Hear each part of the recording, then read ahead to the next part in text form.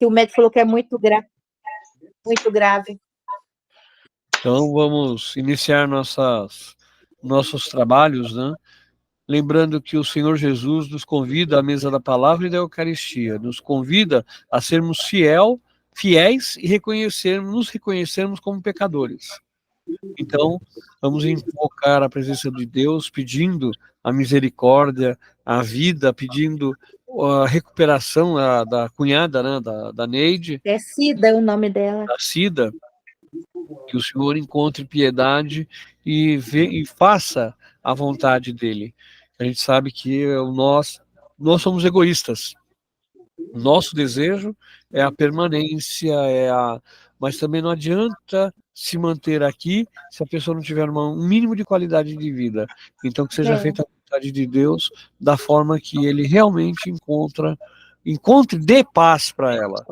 Né? É verdade. Seja como uma pessoa viva, seja como um espírito que nos ilumina e nos ajuda. Então, vamos pedir pela oração que o próprio Cristo nos ensinou. Pai nosso, que estás no céu, santificado seja o vosso nome, venha a nós o vosso reino, seja feita a vossa vontade, assim na terra como no céu. O nosso de cada dia nos dai hoje. Perdoai as nossas ofensas, assim como nós perdoamos a quem nos tem ofendido, e não nos deixeis cair em tentação, mas livrai-nos do mal. Amém. Estamos reunidos em nome do Pai, do Filho e do Espírito Santo. Amém. Amém. Vamos lá, meu povo, começar a fazer as leituras. Leitura da profecia de Ezequiel. Assim diz o Senhor Deus: eu mesmo tirarei um galho da copa do cedro, do mais alto dos seus ramos, arrancarei um broto e o plantarei sobre o meu monte alto e elevado. Vou plantá-lo sobre o alto monte de Israel. Ele produzirá folhagem, dará frutos e se tornará um cedro majestoso. Debaixo dele pousarão todos os pássaros, à sombra de sua ramagem, as aves farão ninho.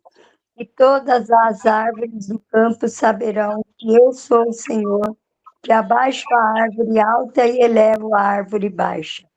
Faço secar a árvore verde e brotar a árvore seca. Eu, o Senhor, digo e faço. Palavra do Senhor. Graças a Deus. Quem faz aí a segunda leitura? Leitura da segunda carta de São Paulo aos Coríntios.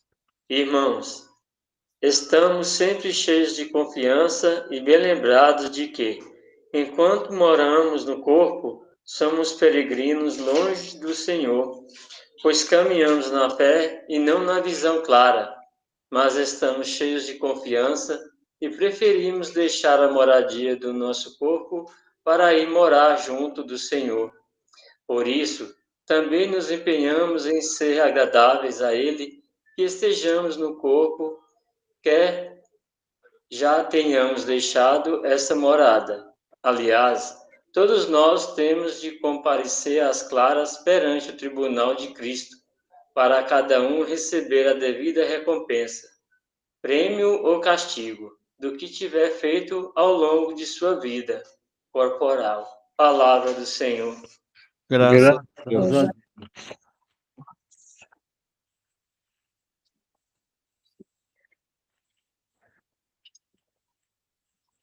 Alguém vai fazer o evangelho ou eu faço? Pode fazer, seu José.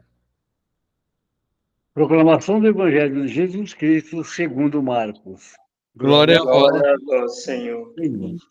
Naquele tempo, Jesus disse à multidão: o reino de Deus é como quando alguém espalha semente na terra.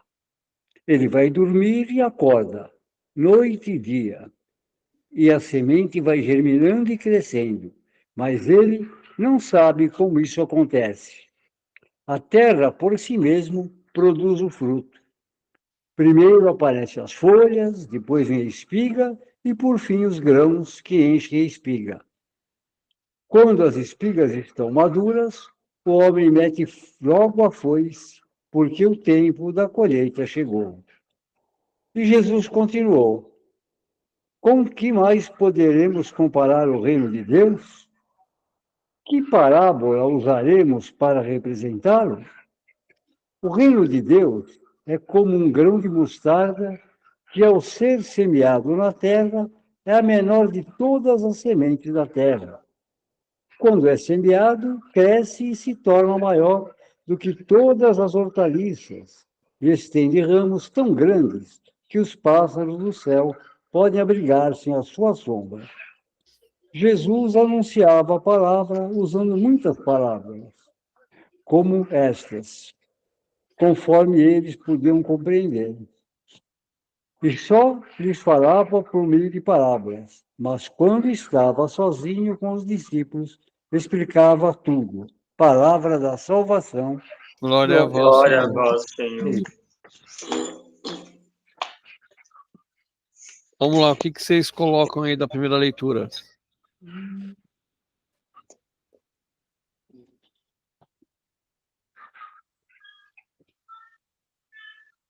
Posso falar alguma coisinha? Pode? Deve? Agora o Billy começou a subir aqui agora. Ezequiel procura lembrar o povo exilado, né? Que é um novo ramo, um novo recomeço será plantado no alto monte de Israel e dará novos frutos. A árvore alta, que é o poder dos fortes, será rebaixado, e o ramo novo será elevado, representando um povo humilde e massacrado. O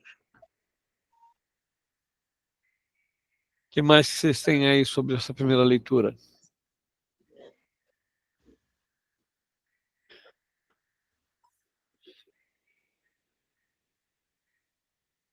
Calma, gente, um só de cada vez, senão vira confusão.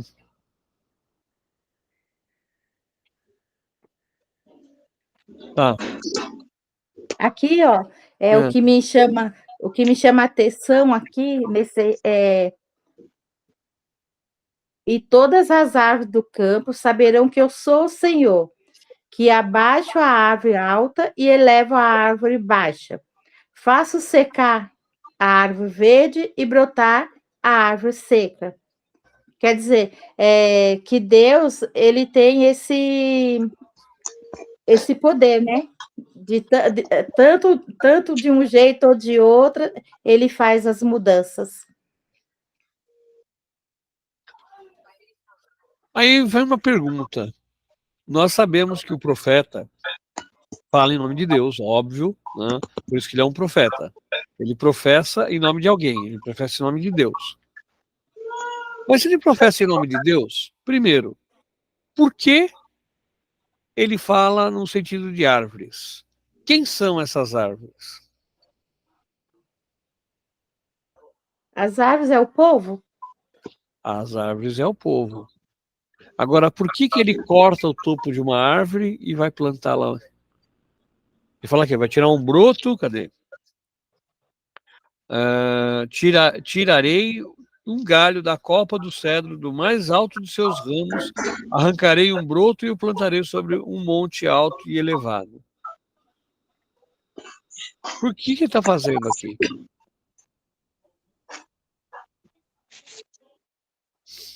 Para elevar o povo massacrado, né, Zacarias? O povo humilde, né? Uhum. Mas Rebaixar por que ele faz uso dessa figura? Como é que o povo chegou no exílio? Não entendi, Zacarias. Como é que o povo de Israel chegou ao exílio? Eles foram deportados, né, pelos babilônios, né? Sim, foram Eles deportados por estão praticamente como prisioneiros, escravos. E por que eles acabaram deportados? Vamos pensar um pouquinho. Porque, bom, um pouquinho da história, né? Depois de Davi e de Salomão, eles caíram numa decadência, né? Aí começaram a fazer acordo com os egípcios, com outros, E foram também perdendo a cultura, abandonando a aliança de Deus. Então vamos pensar um pouquinho mais como seres humanos e um pouquinho menos como Deus. Tá? Qual foi o primeiro rei de Israel? Vamos puxar um pouquinho de história de Israel, um pouquinho de história antiga. Quem foi o primeiro rei de Israel? Foi Saul. Certo? Todo mundo sabia. Saul foi o primeiro rei de Israel. A lá Nilzete falando lá que foi Saul, só que ela estava com o microfone fechado e ninguém escutou. Então, aí, como é que Saul cai? Quem é que assume o lugar de Saul? Davi, né? Davi. E quando é que Davi cai?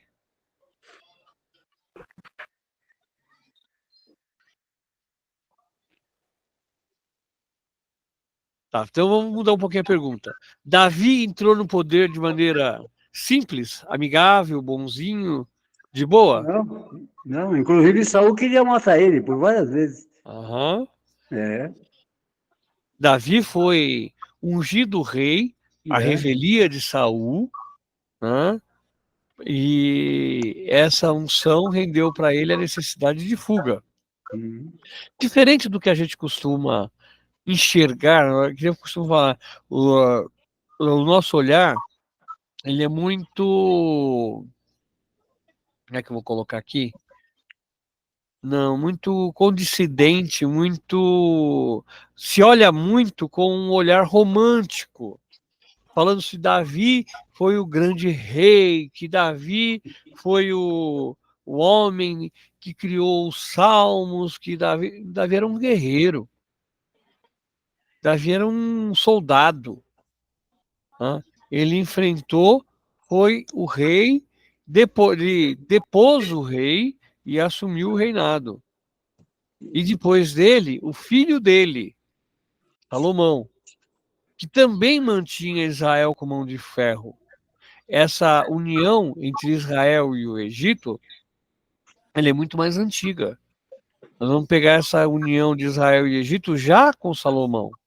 A mulher de Salomão era egípcia. Era uma princesa egípcia que garantia uma certa estabilidade política na região. Só que o grande ponto, a grande chave que nós vamos ter, que vem desde os juízes, né, até Salomão, é que apenas um comandava. Tá? Embora os juízes fossem muitos, eles compunham um acordo, eles compunham uma assembleia, e daquela assembleia a voz, o consenso fazia valer. Só que aí eles começaram a sentir o enfraquecimento, porque um grupo, quando você tem um grupo, aqui nós somos um grupo, nós temos 5 equipes, cada equipe tem autonomia para gerir o seu calendário, vamos dizer assim. Mas existe um ponto central. Eu virei esse ponto central que passa a escala de todos os grupos, todos os meses, para que cada grupo tenha o seu controle. Então, todo esse trabalho, né, você acaba centralizando. Se algo não dá certo, quem é o culpado? O culpado é o cabeça. Quando o grupo de juízes começa a perceber que eles estavam perdendo a força da unidade da comunidade, eles resolvem, então, constituir um rei. Então, estou saindo daqui da teologia, entrando na história propriamente dita. Então, constituem o rei Saul. Ungido por Deus, escolhido por Deus. Até aí a gente não vai discutir. Né? Mas a gente tem o rei Saul. Esse rei, ele começa a reger bem e começa a perder a mão. Aí entra, então, no caso, e começa a perseguir o próprio povo dele. E aí entra, no caso, o rei Davi. O rei Davi, também a mesma coisa. Derruba Saul, começa a fazer um reinado justo, um reinado fiel, até começar a se envolver com outras questões. É só a gente pensar em Urias. Né? Davi manda Urias para a guerra, para morrer, e poder ficar com a mulher de Urias. Então, é o chamado pecado de Davi. Então, Davi começa a perder a mão também. Só que Davi morre e no seu lugar é colocado o rei Salomão, que não era o filho mais velho, mas era o filho da esposa de Urias. Então ele assume como rei. E a partir daí é que a gente vai ter a história tomando uma degradada. Por quê? Quando Salomão morre, ele já não deixa mais uma Israel unificada, mas ele já deixa um conflito interno. 2 reis. Um do norte, um do sul. Jeroboão e Jeroboão. Eu nunca lembro quem é quem, mas um era filho de Salomão e o outro era um poderoso general de Salomão. Esses dois acabam dividindo o reino em 2. E tem aquele velho ditado: divide para conquistar. A partir do momento que eles se dividiram, eles perderam a força de combate. Aí primeiro o reino do norte é dominado e depois o reino do sul é dominado por Nabucodonosor e tem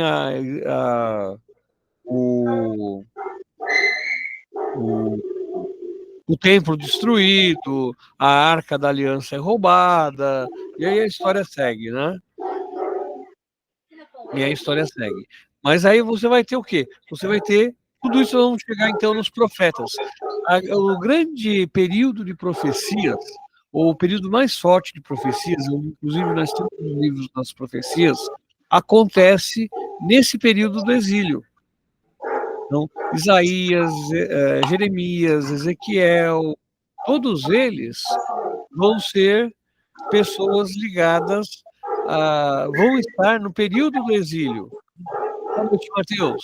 Seja bem-vindo. Boa noite, gente. Boa noite. Todos esses livros proféticos, eles surgem no período do exílio. A profecia pré-exílio vai estar inserida dentro dos livros sapienciais, dentro dos chamados livros históricos, como Primeiro Reis, Segundo Reis, Primeiro Salomão, Primeiro Samuel e Segundo Samuel, né? Macabeus relata uma guerra. O primeiro e o segundo Macabeus relata a guerra, uma briga para se agregar, né, a fé. Tá? E depois do pós-exílio, nós também não vamos ter grandes profetas. Nós vamos ter livros voltados à restituição. É o caso do livro de...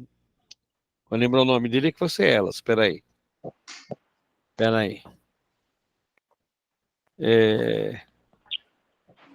Deu branco, não fica o teco aqui. Nós vamos ter o livro de Esdras, Neemias, que são pessoas pós-exílio que já constroem a recuperação da fé.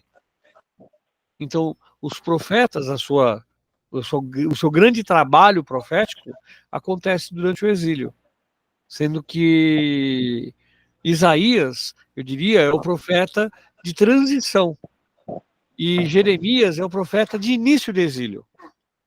Jeremias, ele tinha livre trânsito entre os dois lados, entre Nabucodonosor, a corte de Nabucodonosor, e a corte do rei de Israel. Então ele tem tanto que ele é preso pelos dois lados, né? Diz que o livre acesso aí é uma coisa meio fora de contexto, né? Porque ele é preso pelos dois lados. Ele é preso pelo lado dos israelitas e ele é preso pelo lado de Nabucodonosor. Tá? Então, a gente vai ter toda essa construção sendo montada, essa história sendo montada e construída em cima de muito sangue, de muita destruição. Né? São guerras de poderes. E aqui, voltando para o texto, né, arrancarei o broto, quer dizer, de cima do poder, ele vai destituir aquele poder, ele está arrancando o topo e trazendo de volta para baixo.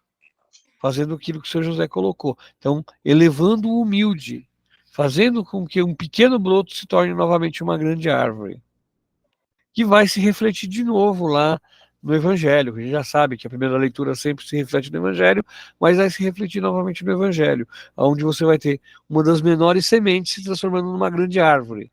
Eu costumo falar, nós aqui não temos por hábito, a única semente de mostarda que eu conheço é da folhagem de mostarda, e ela é muito pequenininha. A Vanessa, há uns 2 ou 3 anos atrás, mostrou até uma foto da mostarda árvore, né? Que realmente é muito grande. Mas eu costumo falar para a gente, para facilitar o nosso entendimento, vamos pensar numa árvore que todos nós conhecemos, ou uma fruta que todos nós conhecemos, a goiaba.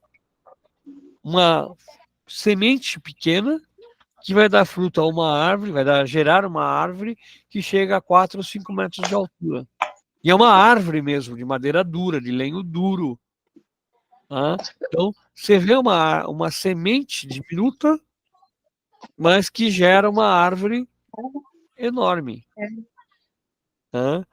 E que é uma semente extremamente dura, que passa incúlume, passa inteira pelos organismos dos mamíferos e das aves, para poder ser semeada junto com as suas com os dejetos desses animais. Né? Então, a goiabeira, ela se espalha a partir dos animais que comem a fruta. Então, ingerem a semente. Esta semente não é passível de ser digerida pelo organismo e acaba virando como uma semente do outro lado. Tá? Então, aqui essa primeira leitura nos faz isso. Qual é a nossa postura? Nós estamos como o topo dessa árvore ou já aceitamos que nós podemos ser o broto humilde que vai ser realmente novamente plantado? E um outro pensamento também que a gente pode estar construindo aqui. Como é ser o broto? O que é ser o broto? Nós estamos dispostos a abrir mão da nossa força, da nossa capacidade, do nosso poder em prol da comunidade? Ou nós ainda estamos agarrados a ser aquela árvore alta e esquecendo que um vento forte pode quebrar lá no meio? Né? Porque também tem isso. Quanto mais alta a árvore, maior a possibilidade dela ser quebrada. Tá? Então, existe aí eu vou fazer uma alusão a um pensamento do judô, né, um pensamento japonês, que Jigoro Kano falava, o salgueiro que não verga quebra. Tá? Então, a árvore que não verga se quebra. Uma árvore que não se deixa levar pelo vento acaba quebrada. Nós somos a mesma coisa. Aquele que não deixa as mudanças da sociedade entrar na sua vida está condenado a desaparecer. E assim a gente vê isso acontecer com todos os tipos de movimento, inclusive dentro da igreja, inclusive dentro da nossa própria comunidade. Quantos grupos nós não vimos surgirem com uma força enorme e de repente sucumbirem nas suas próprias cinzas? Né? A Neide vai começar um novo projeto. Se ela começa esse projeto na arrogância de se achar como o topo, ela pode encontrar a sua própria destruição. Né? Isso vale para todos nós, para leitores, catequistas, ministros da Eucaristia, para grupos, para todos, para crismandos. Né? Aquele que se acha insubstituível, aquele que se acha, vou usar aqui um termo bem, bem pesado, aquele que se acha dono do Espírito Santo, é o primeiro que o perdeu. Né? Então nós temos que ter a consciência de que nós somos temos que ser esse broto, pronto a renascer a cada espaço, a cada vez que nós tenhamos a chance. E o broto aqui, não, aqui quando ele fala de arranquei, ó, cadê? Eu mesmo tirei um galho da copa do cetro. Ele não matou o cetro. O cetro grande continuou lá, mas daquele cetro grande, ele tirou um broto que vai crescer, que vai dar frutos, que vai se tornar uma outra árvore grande, que junto com a árvore mãe vão trabalhar. Senhor José, se eu tinha levantado a mão aquela hora e eu não abri espaço para o senhor falar. Só para. Você falou, né, que a gente às vezes tem ideia do personagem, né? O outro camarada que é um guerreiro era Moisés, né? Todo mundo tem um Sim, cara assim como um santo e também era um guerreiro. Grosseirão mesmo. inclusive, a gente tem aquela Moisés ainda deixa isso mais claro, que dentro do próprio livro do Êxodo, o que Deus fala para Moisés? Toma o teu irmão, Arão, para falar ao povo. Por quê? Porque Moisés, na realidade, não sabia se expressar. Né? Então, ele precisava de uma pessoa capaz de falar por ele. E nós, muitas vezes, precisamos buscar isso. Tá? Eu vou fazer, mais uma vez, né, vou fazer a alusão, aqui está o Matheus, que participou do Crisma. Existem muitas formas da gente ceder o nosso espaço para os outros. Na cerimônia do Crisma, a gente vê isso também. O bispo, quando ele fez o comentário, eu achei interessante, que ele falou, quando a gente dá aquele tapinha no rosto do crismando, é para acordar o crismando, para que o crismando perceba que ele é instrumento. E muitas vezes a gente vê as pessoas que se tornam essas árvores inflexíveis, que elas não estão lá pela ação, mas sim pela visualização. Então, que a minha presença seja mais forte. Gente, eu me arrepiou, sabe o quê? No Crisma. O tempo que o povo ficou aplaudindo os catequistas. Foi um negócio realmente de tirar o fôlego. E você vê aquele povo aplaudindo, se levantando. Porra, você já pensou no efeito que isso é dos catequistas? Agora, a gente nem tem que saber que esse reconhecimento nos traz mais um ponto para a gente levar ao trabalho. É mais um ponto que a gente tem que valorizar no trabalho do Crisma. No trabalho do Crisma, entenda-se, no trabalho da comunidade. O Matheus é fruto da Nilzete. A Nilzete foi a catequista dele no Crisma. Trouxe ele para cá. Já tive também catequizando os meus, e alguns catequizando os meus que participam de leituras e tal. Né? Mas esse é o nosso papel. Não apontando o dedo e falando, olha, Matheus, você é a cria da Nilzete, mas você acaba sendo, de uma maneira ou de outra, fruto desse trabalho. Diga, Neide. Assim, a gente fica feliz, né? Porque quando termina, por exemplo, uma turma de catequese, quando termina uma turma enorme do Crisma, né? A gente fica assim, pensando, né? Bom, a missão cumprida até aqui. Porque depois a gente fica com esse sentimento, e agora, né? Será se esse jovem vai continuar? Será se não vai? O que vai ser, né? Nós lançamos a semente, né? Eu também tenho a Dani, sabe a Daniele, aquela da Aparecidinha? Ela é um fruto, né, da catequese quando eu trabalhei. Tem o Edmilson também, né? Um jovem que é da Aparecidinha, que ele toca violão, né? Aí, assim, a gente fica feliz de ver. Lógico, era 20 a minha turma. Dessa turma, acredito que ficou uns 4, 5. A gente fica feliz, né? Porque deu fruto. Só que a gente fica, e os outros, né? Não, mas muitas vezes, Neide, esses frutos ainda estão adormecidos, ainda não conseguiram brotar. Uhum. É como a própria leitura aqui, eu ia falar da outra leitura, mas essa leitura mesmo fala, esses brotos ainda não brotaram. Se essa semente for de boa qualidade, a tendência dela é crescer. Vamos ver o que vai acontecer. Também tenho, Que nem o por bispo exemplo... falou, né, Zacarias? Oi? É que nem o bispo tinha falado, né? Que para o pessoal que tava se crismando não desistir, né? Sempre tá frequentando, né? E não é só frequentar. O crisma, ele pressupõe, no batismo você é apresentado a Cristo. Pelo batismo, nós nos tornamos propriedade de Cristo. Pela Eucaristia, nós nos tornamos membros de Cristo, membros da comunidade. Tá? Por isso que a Eucaristia é comunhão, é colocar em comum. Pelo crisma, nós devemos nos tornar, vou usar também um termo meio errado, mas que a igreja usou durante muito tempo, nós devemos nos tornar os soldados de Cristo. Né? Pelo crisma, a gente nos coloca a serviço. Então, o crisma é a colocação de serviço. Quando eu me crismei, né, eu tinha 15 anos, acredito que eram uns 15 anos. Aí, aí depois quando eu me crismei, eu já comecei a ajudar na catequese.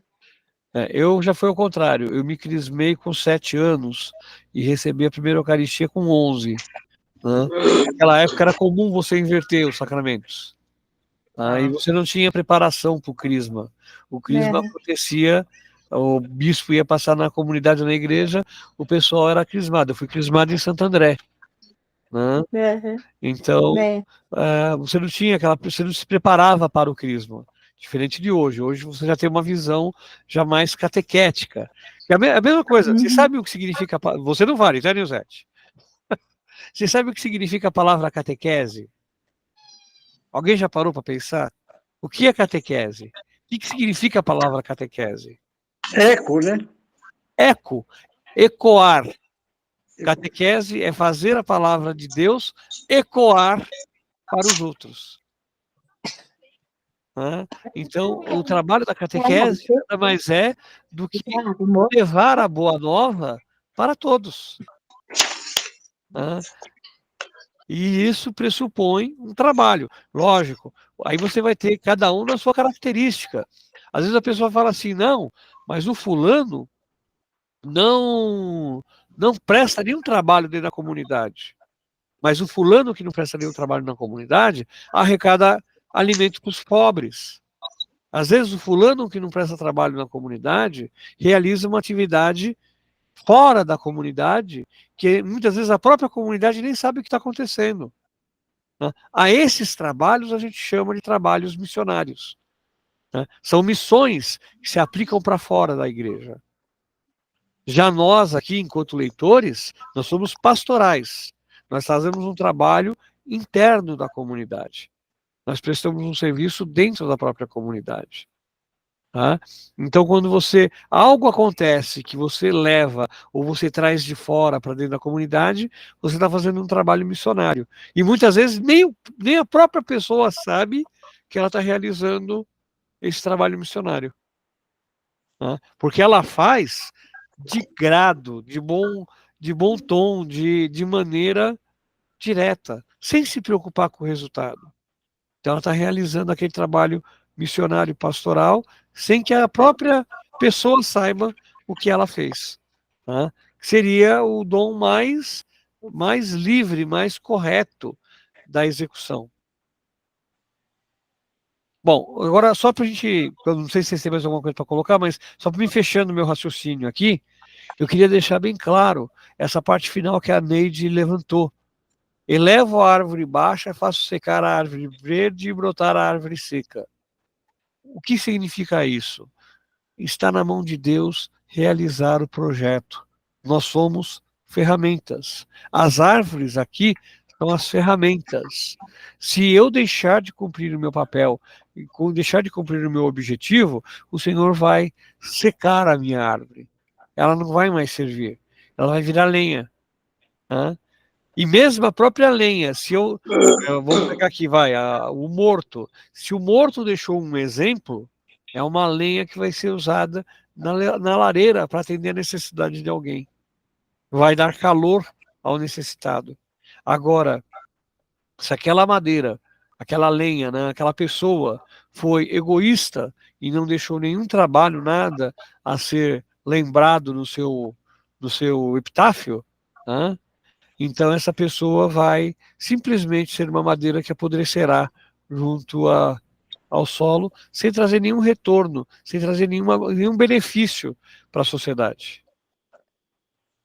Né? Bom, da minha parte, eu fecho e quero que vocês completem o que vocês acharam e o que vocês acham da primeira leitura.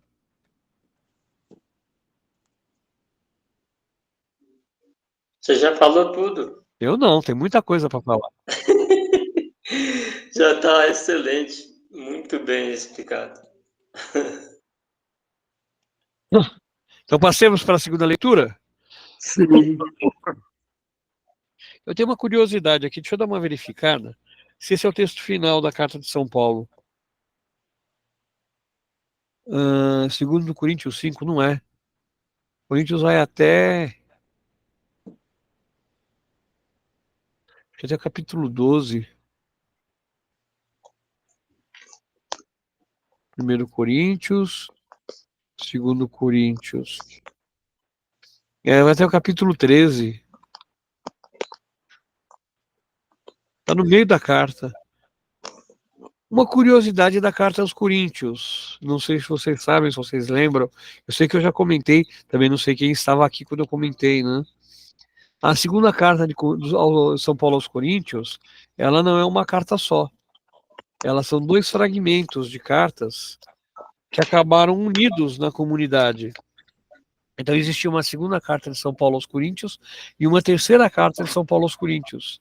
Só que com o passar do tempo, uma delas se perdeu e acabou fundida a outra. Diga, seu José. Então, seriam 4 cartas e um bilhete, né? Parece. Eu tenho assim, conhecimento, pode ser, aí teria que pegar mais com calma, mas eu tenho conhecimento que eram 3 cartas, que tanto que os textos, se você vai lendo a carta de São Paulo aos Coríntios, capítulo a capítulo, chega um determinado ponto que você encontra uma fratura. Ela quebra, o assunto muda de uma maneira assim, estilo, tudo muda. Tá? Então você percebe que ali teve alguma coisa que aconteceu. Aí dizem as más línguas, né, que o problema foi que uma das cartas se perdeu e acabaram fragmentos dessa carta juntados a outra carta. Então ficou a segunda carta de São Paulo aos Coríntios, é uma mescilânea. Né? São pedaços de 2 cartas. E isso pode indicar, por que eu estou falando isso? Porque esse trecho, lembra, né? As cartas de São Paulo são de fato cartas. Tem saudação, desenvolvimento e despedida. E esse pedacinho aqui lembra muito uma despedida, um encerramento de uma carta. Né? Então isso que me chamou a atenção. Mas São Paulo, como sempre, está chamando a atenção dos coríntios e, ao mesmo tempo, dando conforto para eles. Tá? Então, pode-se falar que Paulo era muito comum para Paulo, em relação aos coríntios, o morde e assopra. Tá? Dá a bronca, mas olha, vamos com calma que vocês não são tão ruins assim. Tá? E a gente vai trazendo isso também para nós. Tá? Sempre cheios de confiança. Aqui, ó, Paulo alerta, ao mesmo tempo, o pecado, né, o pecado original e a solução. Sempre cheios de confiança, ou seja, vocês acham que só vocês bastam. O famoso pecado original. Eu não preciso de Deus, eu mesmo resolvo tudo. Mas aí ele completa aqui, ó. Lembrados de que, enquanto moramos no corpo, somos peregrinos longe do Senhor.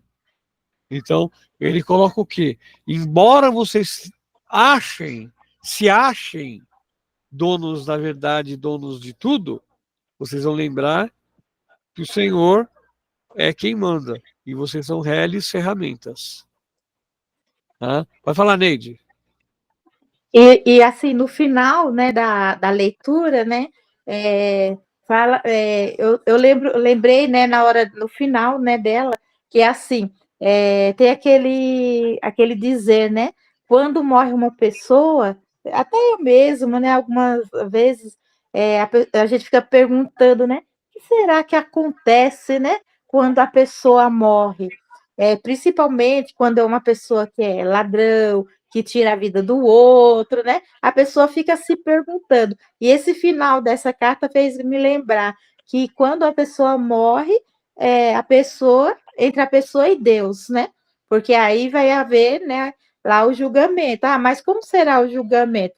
É entre Deus e a pessoa. Sim. A mesma coisa a gente pensar, você deu um exemplo interessante. Um assassino, quando morre e na presença face a face com Deus, o que ele vai falar? Qual seria o maior castigo para alguém nessa situação? Às vezes o próprio remorso da pessoa vai ser o seu castigo. Né? Por que eu fiz? O que me levou a fazer? Nós temos vários tipos de assassinos. Tá? Nós temos pessoas... Aqui acho que todo mundo assistiu Auto da Compadecida. Eu, particularmente, nunca li o livro, só assisti a versão em filme. Tá? Já assisti centésimas vezes. O que acontece com o cangaceiro no final do filme? Jesus perdoa ele de cara. Embora ele tenha sido um exímio assassino, tenha matado dezenas de pessoas, Jesus o perdoa de cara. Por quê? Porque ele não era imputável. Ele não sabia o que ele estava fazendo. Tá? Já em outra situação, quando a gente pega o padre e o bispo, né, que ele, inclusive, ele fala assim, ele entrou em simonia, quer dizer, vendeu o perdão. Né? Qual a situação desses dois, se a gente comparar eles com o... Como é que é o nome do... João. Severino. O Severino cangaceiro. O que acontece com eles quando a gente compara os padres, né, com o Severino? O Severino viu os pais assassinados, ele ficou embaixo do corpo da mãe, não foi assassinado por sorte, tá? E acabou enlouquecendo e vivendo uma vida totalmente fora de um parâmetro dito normal, tá? Para aquela existência. Já os padres tinham consciência de tudo, mas preferiam fazer um trabalho em que eles eram beneficiados. Né? Então, quer dizer, eles trabalhavam em prol deles, não em prol da igreja, não em prol da comunidade, mas em prol dos próprios padres, em prol dos próprios, do próprio serviço deles. Aquela discussão. E eles ainda usam, né, aquela frase, meu Deus, por que me abandonaste? Exatamente. Tanto que no final o próprio padre fala, senhor bispo, nós temos o que nós merecemos. É. Então, você tem todo esse questionamento. A mesma coisa, não sei se vocês já assistiram o Motoqueiro Fantasma, Sim. o Nicolas Cage. O motoqueiro, ele destrói a pessoa, ele destrói o mal a partir do olhar que ele faz. Quer dizer, o mal que a pessoa fez é que a destrói. E não o motoqueiro fantasma. É uma inversão. É um demônio realizando uma ação benéfica. O cara se destrói, a alma do cara se destrói pela própria execução do mal que ele tinha realizado. Correto. Né? E aqui a gente tem a mesma coisa nesse primeiro trechinho aqui. Pode falar, senhor José.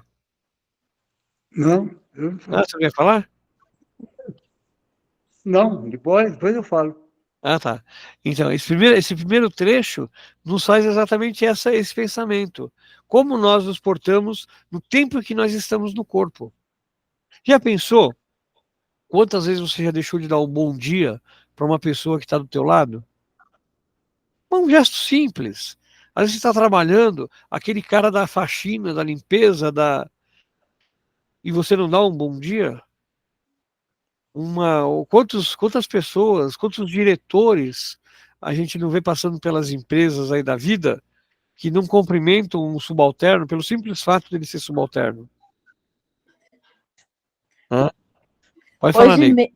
hoje mesmo fui no hospital com a minha mãe, né? Ela foi fazer os exames, né?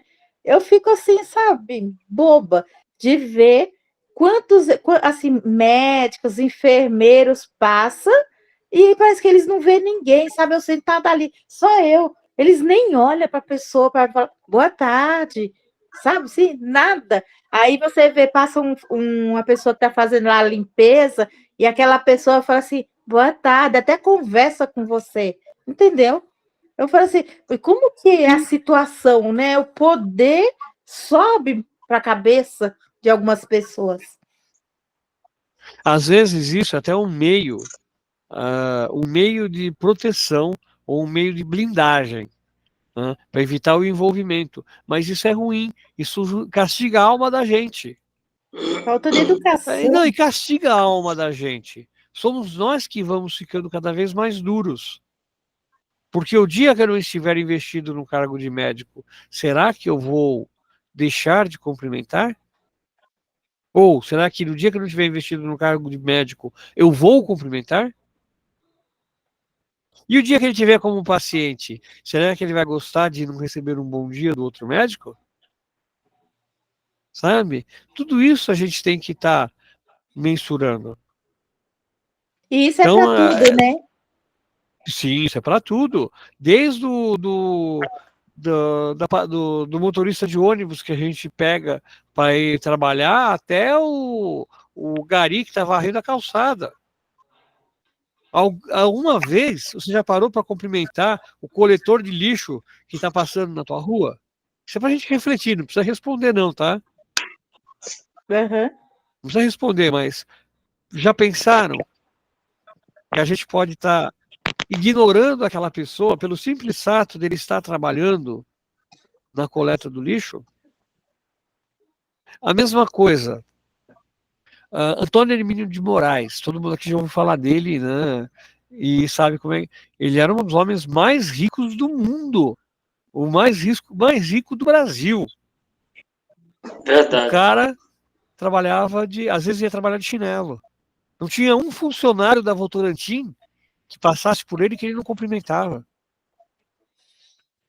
Né? Para ele não cumprimentar alguém, ele tinha que estar numa situação muito, muito compenetrada em alguma coisa. Então, quer dizer, não é poder, não é riqueza que vai fazer isso. O intuito é a alma de cada um de nós. Né? Ele era dono do Votorantim, né? Sim, da Votorantim, da Alcan, Sim. todo o grupo Votoran. Isso a gente precisa, como o texto fala lá na primeira leitura, semear. São essas as sementes que nós precisamos espalhar no mundo. E como é que nós vamos semear essas sementes? Vai depender do jeito que nós assumimos. De que forma nós vamos viver essa peregrinação do nosso corpo? Como fala a segunda leitura. Aí Paulo continua. Ele, como eu falei, ele morde e assopra. Cheios de confiança. Né? E depois somos peregrinos longe do Senhor. Ou seja, enquanto nós estamos cheios de confiança, nós estamos longe do Senhor.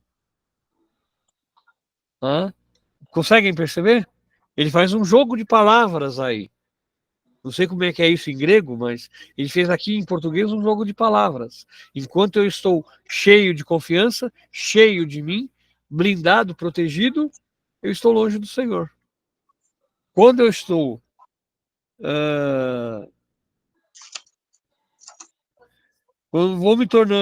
quando nos tornamos, deixando esta morada, temos como conhecer as claras perante o tribunal de Cristo. Cadê? Onde está aqui? Mas estamos cheios de confiança e preferimos deixar a morada no nosso corpo para ir morar junto do Senhor. Ou seja, quando nós deixamos de ser arrogantes, nós nos aproximamos do Senhor. Aí tem aquela passagem que fala, né? a morte, morrer para mim é lucro, é isso? Isso. Acho que é na carta aos Coríntios também. Coríntios. Tá. Por quê? Porque, na realidade, os coríntios eram uma comunidade extremamente ligada à questão racional. Tá? Então, os coríntios, eles eram racionais. Eles não tinham uma visão espiritualizada. Eles tinham uma visão racional, bem grega. Tá? Bem pensamento de inteligência. Então, morrer não era nenhuma vantagem para ninguém, como não é vantagem para ninguém. Mas nós devemos viver em função de Deus. Então, como diz um velho comentário, né? O bombeiro por natureza, o bombeiro ele é um cristão por profissão. Né? Por quê? Porque ele arrisca a vida para salvar os outros. Coisa que muitas vezes a gente não consegue fazer nem para salvar os nossos, nem para salvar a própria vida. Né? Nós, muitas vezes, doamos a vida do irmão pela nossa. É mais fácil, é mais seguro. Né? Sendo que, na realidade, nós deveríamos doar a nossa vida pelo irmão. E como é bonito, né? Os bombeiros salvar vidas, né? Tem umas situações que é tão complicada, mas eles tramam o resgate. Sim, e não é só vida humana. Ó, pensa bem agora aquele cavalo caramelo no Rio Grande do Sul. O trabalho que eles tiveram para tirar aquele cavalo de cima do telhado e salvar. Um salvamento incrível. Um salvamento incrível. O cavalo, ele não pode ficar muito tempo deitado. Então, se o cavalo deita ali, ele morria. Ele não ia conseguir levantar de novo. Né? Então, os caras fizeram todo um trabalho de acomodação dele com equipamento de segurança para colocar ele no bote e do bote levar ele para um lugar seguro. Desidratado, com fome. Né? Cachorros, quantos cachorros eles não se arriscaram para salvar? Então... tudo isso aí é planejamento, né? Agora você vê, a Lourdes está lembrando aqui de um fator invertido. A Pets. Foi a Pets? Não foi a Pets. Não lembro. Uma grande rede de pet shop aí, eu não lembro qual que é o nome agora. Cobase? Cobase, foi a Cobase. Que os caras salvaram os computadores e deixaram os animais que estavam no subsolo morrer tudo afogado, preso na gaiola. Oh, Jesus. Então o que acontece? Eu não vou conseguir salvar os animais. Solta!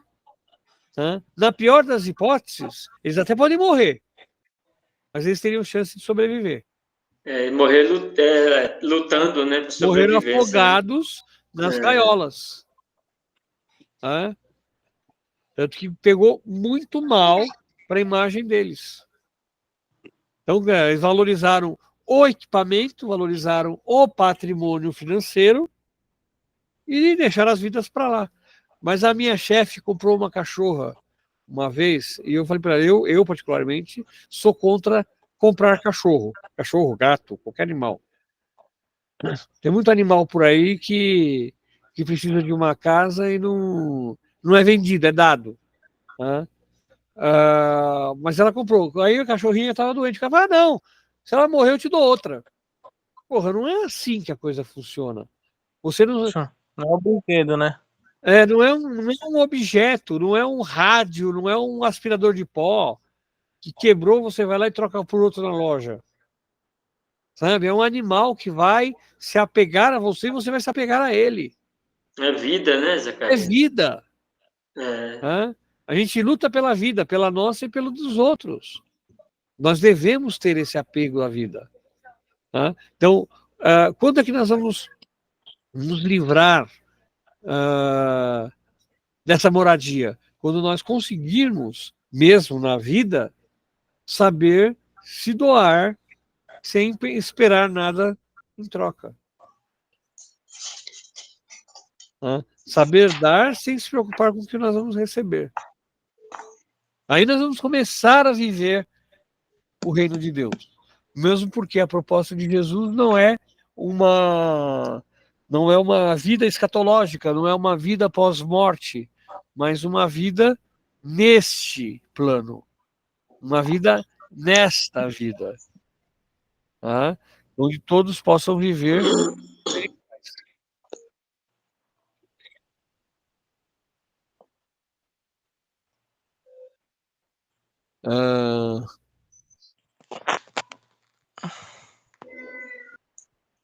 Vamos lá, vamos continuar aqui.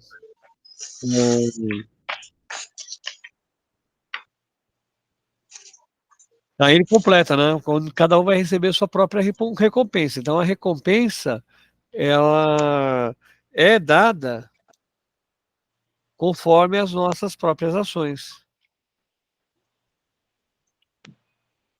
Está escrito prêmio ou castigo, né? Isso.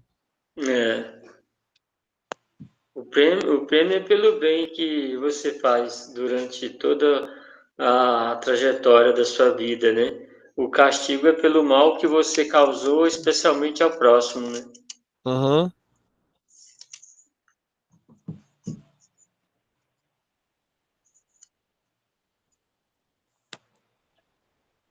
Então, eu estava respondendo uma mensagem aqui importante, mas o prêmio e o castigo ele vai realmente ser pesado conforme nossas ações.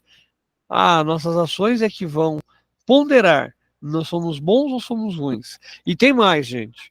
Muitas vezes nós nos deixamos levar, e vocês sabem, existem dois tipos de pecado, o pecado pessoal e o pecado social. E muitas vezes nós nos deixamos levar pelo pecado social.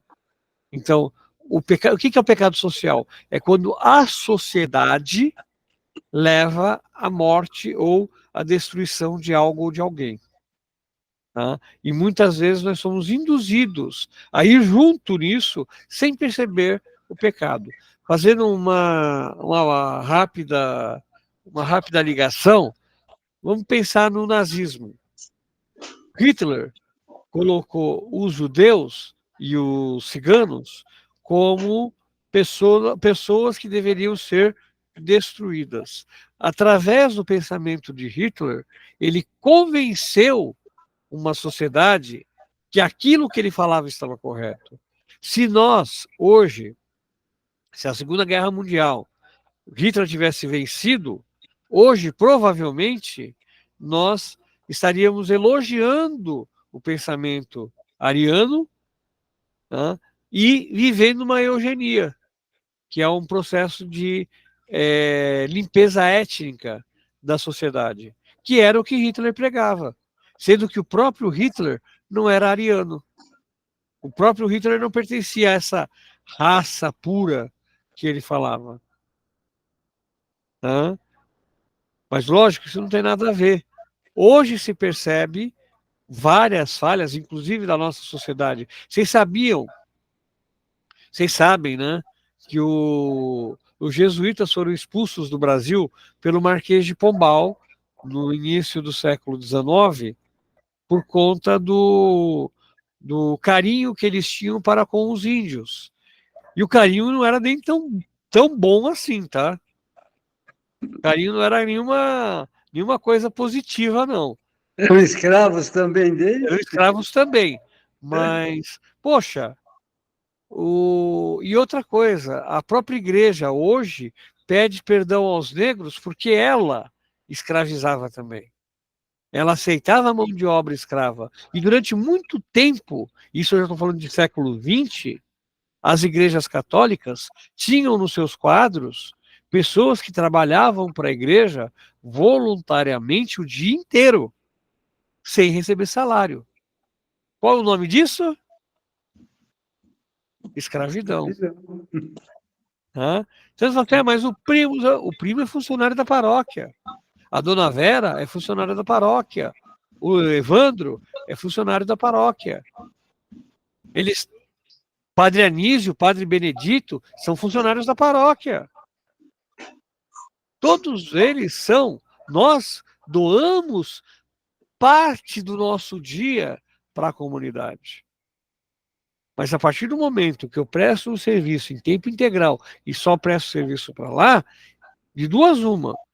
Ou eu Eu posso até estar me doando de livre e espontânea vontade, mas a princípio eu estou me tornando um funcionário daquela instituição. E deveria ter o mesmo tipo de tratamento dos outros funcionários. Carteira registrada, pagamento, 13º salário, férias, tá? Tudo que um funcionário tem direito. Só que durante muitos anos a igreja fez uso dos fiéis como meio de se manter sem colocar a mão no bolso, enriquecendo de maneira ilícita através das pessoas. Esse é um dos pecados da igreja, que hoje os papas pedem perdão. E como eu falei, nós não estamos nem indo tão longe, não. Isso é coisa de 50, 60 anos atrás. Se muito. Se não existia até hoje. Né? Se não hoje. Que a pessoa se dedica a tal. Não, peraí. Você tem a dedicação, então você tem que ter uma retribuição a favor. Não é o simples. Tá? Então, tudo que a gente faz, a gente está doando para a comunidade, tá doando... Por exemplo, eu pago para utilizar essa reunião que a gente faz aqui, eu pago por mês. Tá? É uma opção minha? É uma opção minha. Mas se eu precisar usar isso daqui para uma reunião de negócios, eu vou usar também. É meu, não é da igreja. Tá? Então, eu estou doando isso para um benefício nosso enquanto comunidade. Tá? Mas eu não sou obrigado e eu não tenho vínculo nisso aqui. Agora, se eu trabalhasse de segunda a sexta ou de segunda a domingo na igreja o dia inteiro, de 2 uma, eu tinha que ser assalariado e outra, eu não poderia nem trabalhar os 7 dias da semana, né? E teria que ter todos os direitos trabalhistas reservados. Como acontece com o primo, com a dona Vera, com o Evandro. Certo? Então, vai ficar bem claro que prêmio ou castigo vai depender também da nossa visão de sociedade. Tá?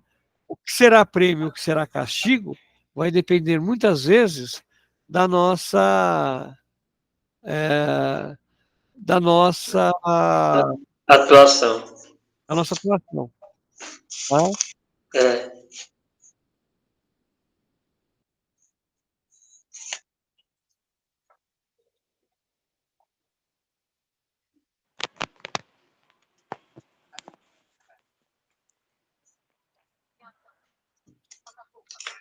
E mais vocês podem colocar?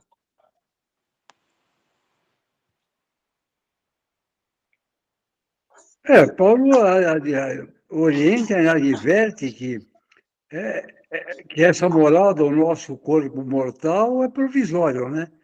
A morada definitiva é estar junto do Senhor após a peregrinação na Terra. Devemos fazer o melhor na vida terrena para merecer a definitiva, né? Enquanto aqui estivermos, devemos nos mostrar dignos da morada que nos espera, né? O que esperamos ter, né? Então, é isso que é aquela coisa, qual vai ser o nosso castigo? Nós vamos descobrir quando tiver face a face com Deus. Se não as nossas próprias falhas, as nossas próprias mágoas, nossos próprios medos não serão o nosso próprio castigo. Né? Mais alguma coisa aí da segunda leitura? De minha parte, ok. Então partamos para o Evangelho.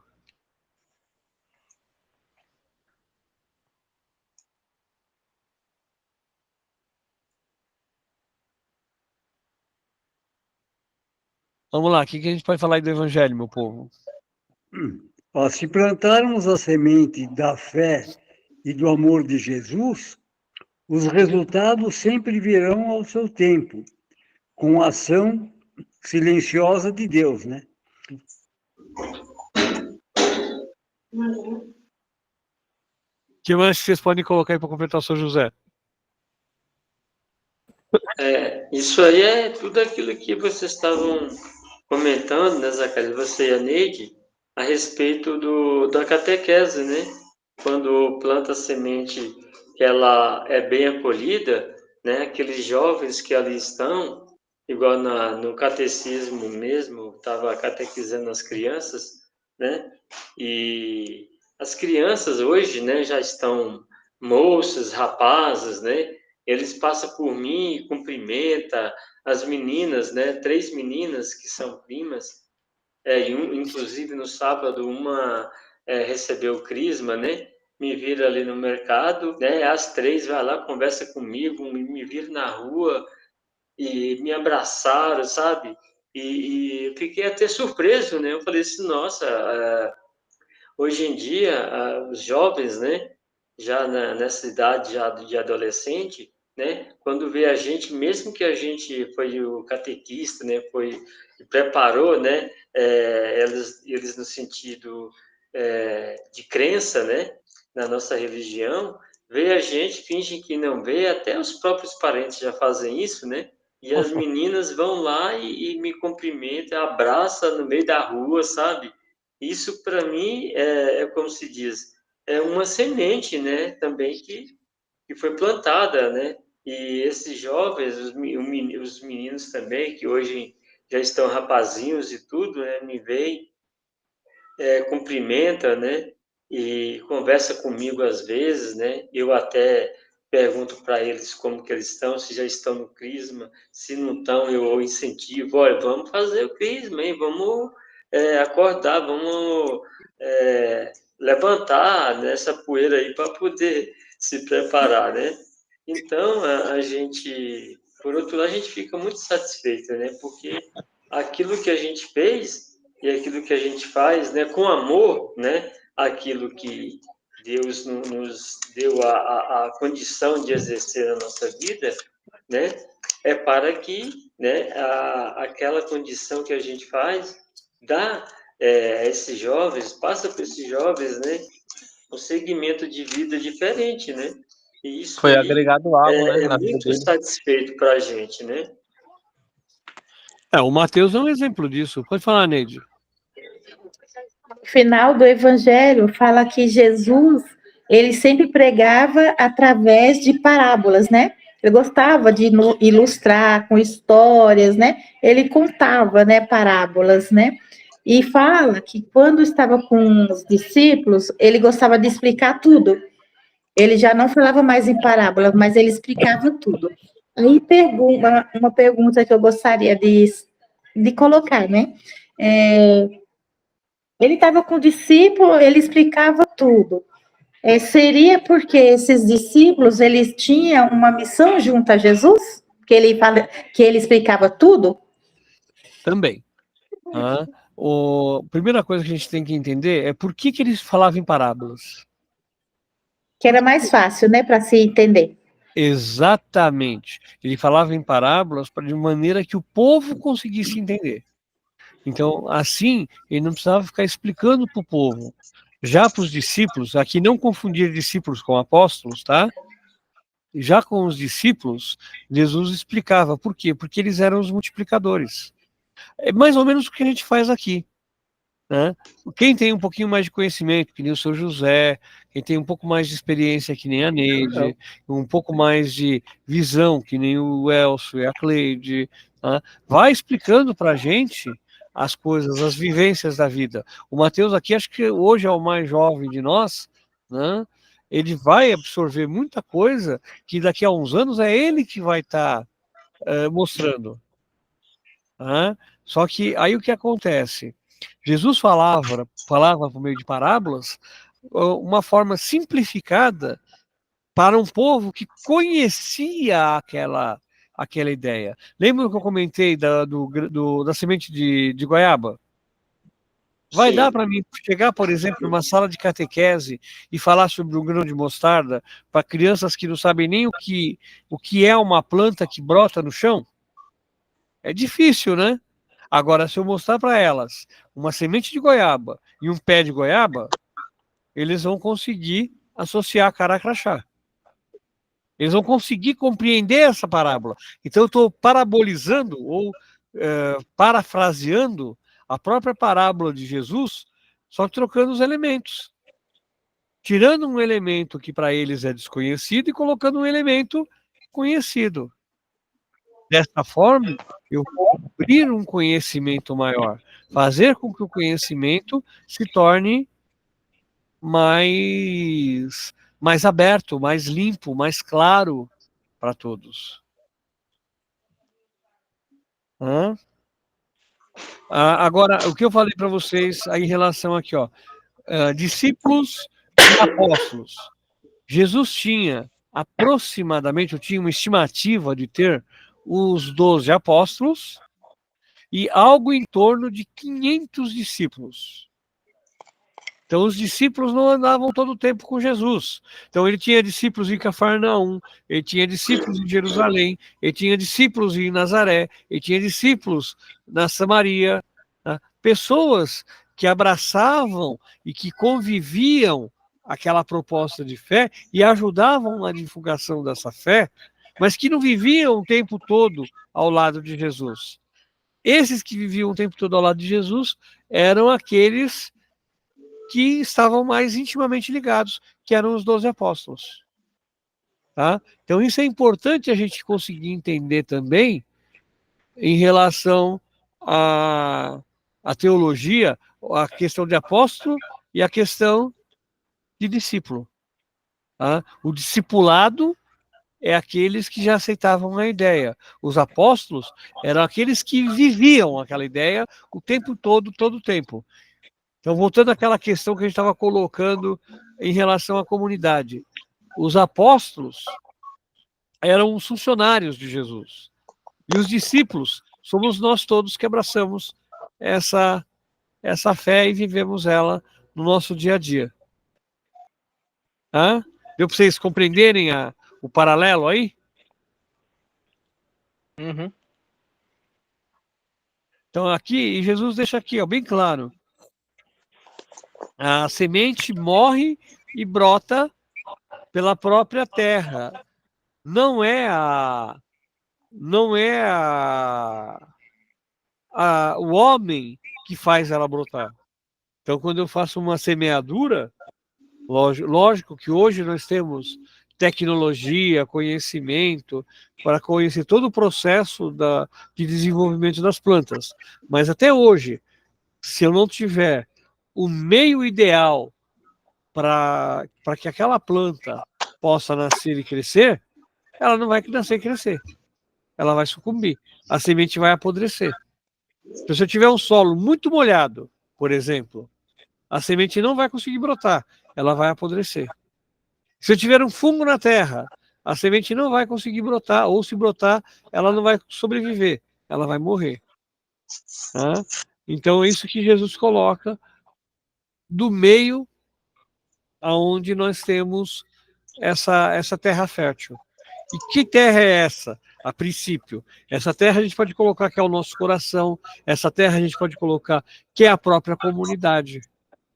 Então, a vida na comunidade também pode ser considerada como essa terra. E essa terra vai ser colocada para nós como um meio de desenvolvimento. Tá ok? Ok. Mais alguma coisa aí, meu povo? Tá bom. Ok. Então, como diz aquela coisa, então todo mundo está pronto para responder as provas. Entender essa questão de discípulo e apóstolo, que é muito comum a gente confundir um com o outro. Tá? Jesus tinha 12 discípulos. Não, Jesus tinha 12 apóstolos. Discípulos ele tinha muito mais. Maria e... Qual é o nome da irmã da Maria? Esqueci o nome da irmã. As irmãs de Lázaro. É Maria e... Marta, obrigado. Marta, Maria e Marta. Maria e Marta eram discípulas de Jesus. Lázaro era discípulo de Jesus, mas eles não eram apóstolos. Maria Madalena, ela era uma discípula que até certo ponto, por certos historiadores, ela é considerada inclusive como uma apóstola, porque Maria Madalena teria dado prosseguimento aos trabalhos de caridade de Jesus. Então, tudo isso a gente vai desenvolvendo e construindo a partir da nossa vivência. E nós devemos buscar esse reino, buscar essa construção aqui. Não pensar no quando nós formos morrer. Né? Quando nós formos morrer vai ser um extra. Se nós vivermos bem aqui, nós vamos ter uma vida boa, vamos ter um reconhecimento bom, e essa vida boa vai refletir na nossa vida póstuma. Tá ok? Ok. Mais alguma colocação, meu povo? Não. Não. Então, são 10h03, vamos fazer uma oração final para a gente poder encerrar. Pedindo... Hã? Ah, tá. Esse domingo, São José, nós estamos na missa das... 7.